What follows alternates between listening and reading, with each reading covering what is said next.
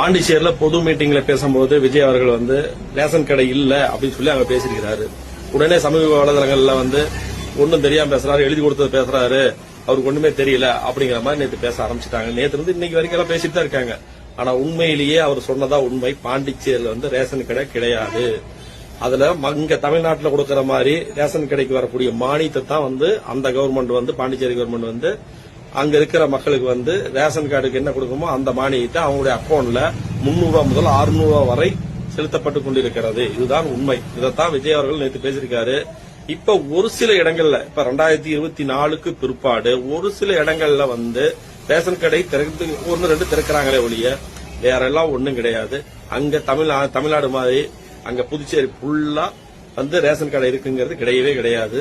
அதனால விஜய் அவர்கள் பேசுனது வந்து கண்டிப்பா சரியா தான் பேசியிருக்காரு. எந்த ஒரு தவறாவும் பேசல.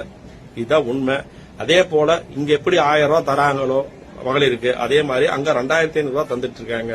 இதை வந்து விஜய் தெரியாம பேசல, எழுதி கொடுக்கறத தெரியாம படிச்சுட்டாரு, அவருக்கு ஒன்னும் தெரியல அப்படிங்கறதெல்லாம் கண்டிப்பா இது வந்து ஒரு பேரை கெடுக்கிறதுக்காக பேசக்கூடிய வார்த்தை தான் நான்